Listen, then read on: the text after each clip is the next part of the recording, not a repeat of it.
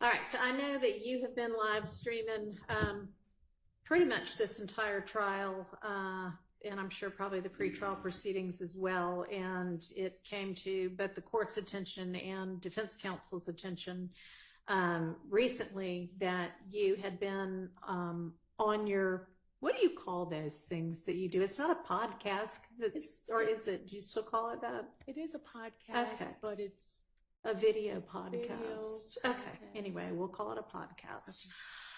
Okay. That you had been, and I know that you say in your letter that you didn't reveal any personal identifying information. And I think that you did not reveal enough to actually identify any of the jurors, but you were referring to where different people sat and their race and gender. And that is personally identifying information. And then you were giving them derogatory names. And you say in the letter that you provided to me this morning that you have always operated with great integrity, that the content you share represents factual reporting, and that you do your reporting with the, and these are all quotes from your letter, the utmost respect and integrity for all involved. Do you believe that any of those three statements that you made to me this morning is actually true about the names you were given those jurors? I just want to give you the names were movies that I like.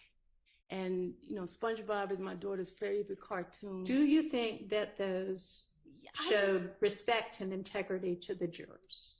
Well, I didn't think it were bad names at all. Glasses, nose, no, I didn't think it was bad names. I showed all the names. The utmost respect and integrity?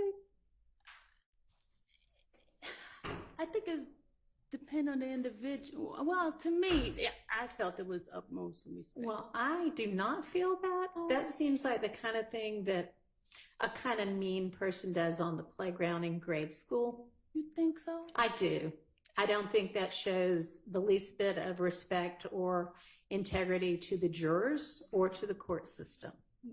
So if you are going to, and let me ask you this, you talked in your letter about being media and freedom of the press. Do you consider yourself to be press and media and journalism?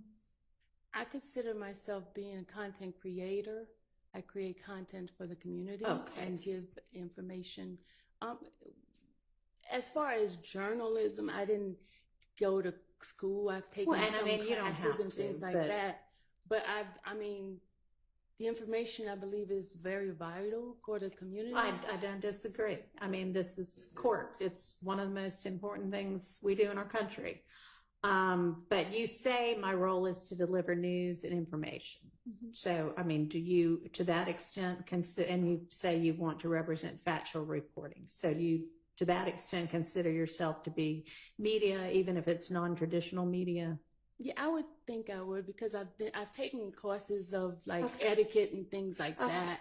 But as far as, and then, and the other thing too, with my channel, it's more like some sort of like easygoing, friendly type of thing where people don't feel like it's just, I'd love for you to keep it friendly. Okay. That would be great. Okay. And I will never use the names anymore if it offend anybody, because that was never my intention to offend anyone. Okay. I was just using names that movies that I like, Twister, SpongeBob, Ghost, you know, things like that. I mean, I realize that if you're trying to create content that fills, you know, the entirety of every day, that sometimes you probably have to reach out somewhere to whatever pops into your mind at the time. But I would ask that before you do that, that you actually do keep in mind that this is a court proceeding. Mm-hmm. And I know a whole lot of people seem to be watching this as entertainment, but this is not entertainment for any of the people involved here. This is very serious, and it does a disservice, I think, to everybody. Mm-hmm. When the coverage is flippant in the way that I think that was, okay? Mm-hmm. And I know you've got every right to do that if you want to. I would just prefer that you not. I won't. And I am going to give you this, it's a code of ethics that the Society of Professional Journalists follows as a guideline. Okay. And I mean, you're not required to abide by it. It's not the law, but it might be helpful for you to take a look at it and just, will. Use it as a guideline. I definitely will. Okay. So if you can do that for me and try to be respectful and treat this with integrity, then you may come back in and continue to live stream. Definitely. All right. I appreciate it. Thank you, Your Honor. Hand this up to you. Okay. All right, I don't know if y'all have had an opportunity now. We can get back to our issues with, or potential issues with some of the